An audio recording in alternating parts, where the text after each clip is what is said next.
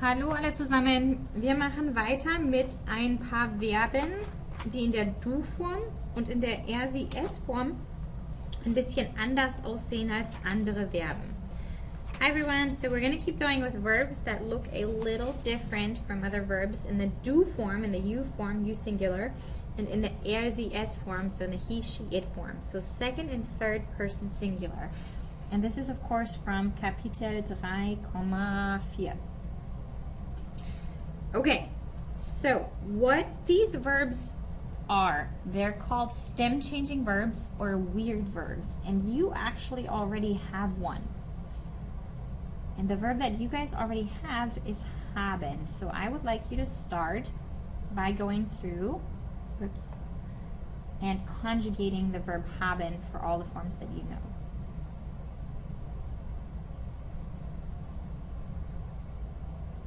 If you need to, feel free to pause the video here. Otherwise, I'm just going to keep going. So the forms are ich habe, du hast, er, sie und es hat, wir haben, ihr habt, and sie haben. So, if you notice, in the do form and in the er-sie-es form, so just in these forms, we had a change in the verb. And we call this a stem change. Specifically in this one, what happened is you dropped the be. So in both of these forms, we dropped the be. So if you remember when you're conjugating verbs, if you use our little short, the S1010, what you needed to know is you had the stem of a verb. I'm just going to use machen as an example really quick. So this was the stem, and this was the ending. So for each of those, you're going to drop this en and then add the new ending to it based on this S1010, or if you just hopefully by now remember them by heart.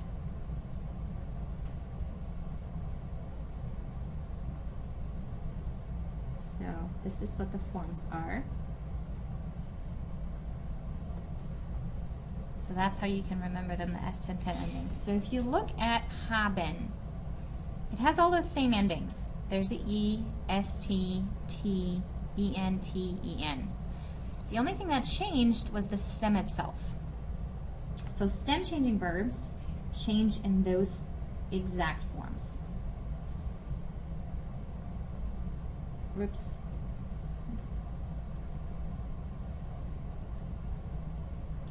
So they change in those forms, and that's how you need to remember them.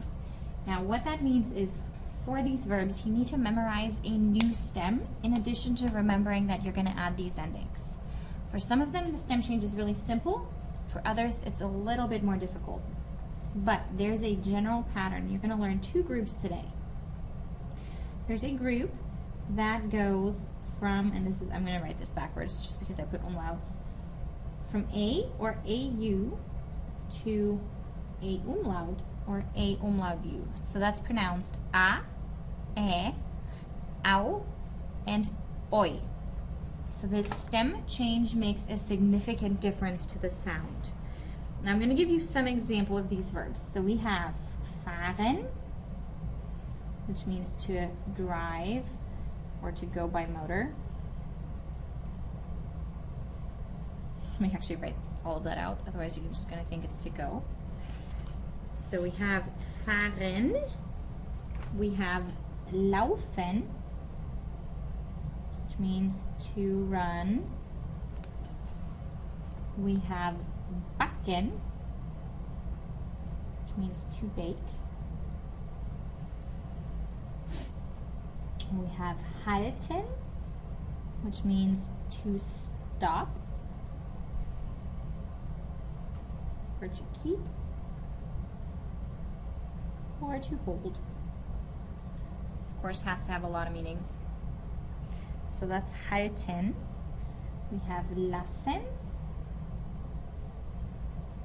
and that means to let or to leave. So for example, you could say lass mich in Ruhe, which means leave me in peace or leave me alone. We have tragen, which means to wear. I think I may have all of them at this point.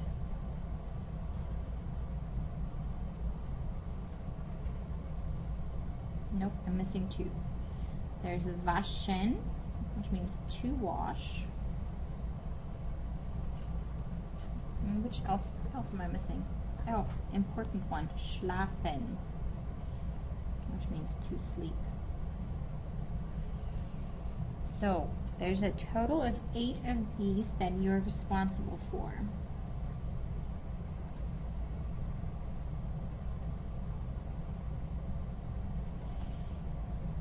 So for each of these 8, what you need to do when you're conjugating them, for du, er, sie, and es, you need to take that A and you need to add umlauts to it. There's no fancy other stem change with these ones, so that is the only thing you need to remember. So if you have schlafen, you would say a sentence like, ich schlafe. I'm trying to find another pen here, guys, sorry. So you would have a simple sentence like, ich schlafe.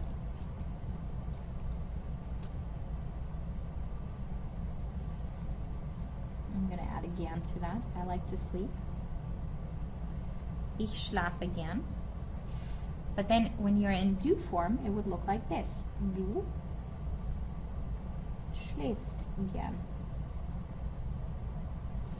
So again, when I'm conjugating this, I'm taking that en, that's an F, I'm dropping it. I'm replacing the end with my correct ending. So for I have an E. For you, I have that ST. And for the do form, because that's the stem changing form, I'm taking my A in the in the stem and the infinitive, that A, and I'm adding umlauts to it. So it becomes ich schlafe, du schläfst.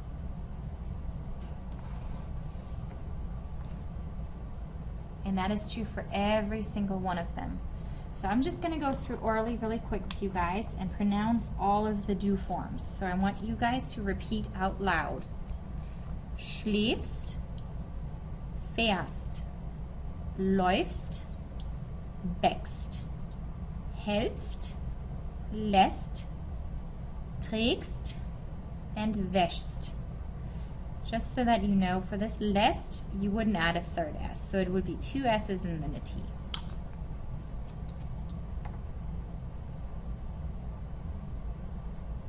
That's what that would look like.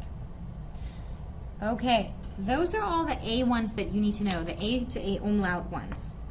There's another group.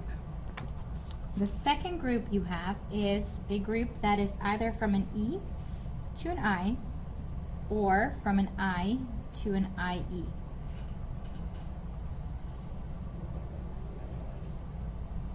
Or I mean an E to an IE. Totally messing you guys up.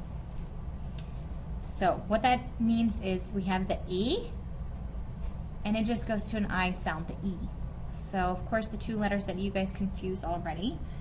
This without the E shows you that this is short. It's a short I, and this one is a long I. So as an example of those ones, there's going to be 8 of them. Let me go through the list. We have essen, which means to eat. Geben, which is used in idioms quite a lot, but by itself it means to give. We in German say es gibt, and when you're saying es gibt, then that actually would translate to there is.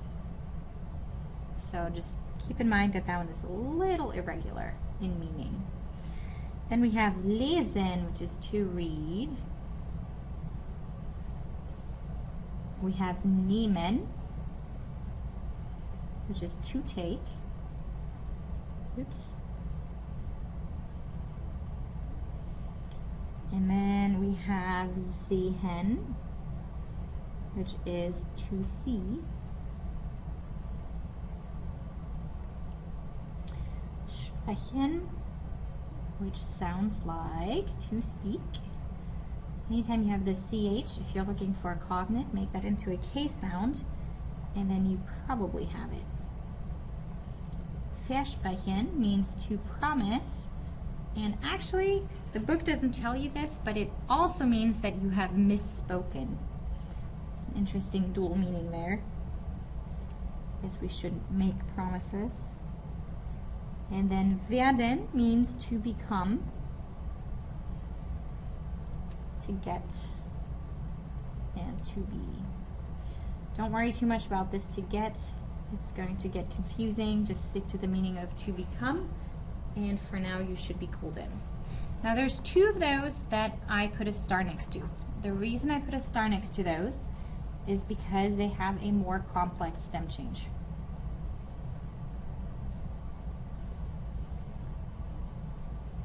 I'm going to show you that right now. So what it's going to look like, I'm going to go in and write in all the stem changes for the do form.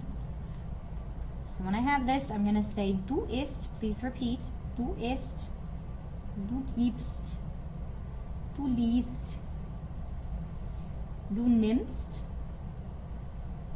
du siehst, du sprichst, du versprichst, that's an H, and du wirst. So, if you look at those, first of all, you have to remember which forms end up using just the one I and which ones end up using the IE. One of the ways to remember that is when you have an H, it means something is going to be long, and when you have a double consonant, it means something is going to be short. So those are tip-offs. The rest of them, of course, you're just going to have to know on your own just because there's no clue. Now, nehmen and werden are more complex because there's an additional change. So first of all, in werden we have the D's being dropped, and in nehmen we have a complete stem change. So when you're conjugating nehmen, it's just ich nehme, du nimmst, er, sie and es of course, nimmt, wir nehmen, ihr nehmt, and sie nehmen.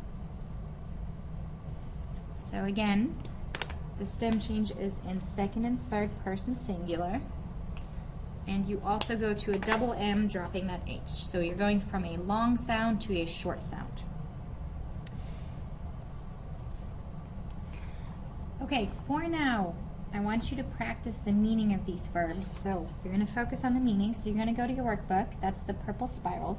You're going to go to page 85, and you're going to complete both of the exercises on that page. So that is A3-13 and A3-14. This is what those look like. You've got like a little teddy bear thing on the bottom. Okay, so that's what that looks like. What you have to do in that activity is you're taking the verb that has been conjugated for you. Let me go back to it.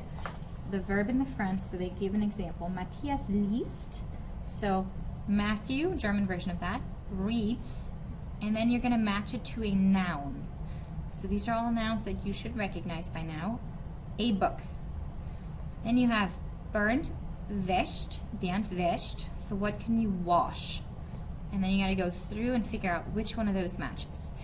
I want you to go through and do all of those. It shouldn't take you very long. And then when finished, please go to Quizlet and work on Kapitel 3, Vokabular 2, so Wortschatz 2.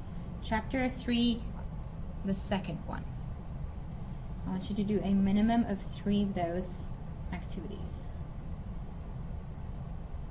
Again, that means you can't just go through the list. You have to actually click in and do the flashcards or go in and do one of the games that they have for you. That's it for today.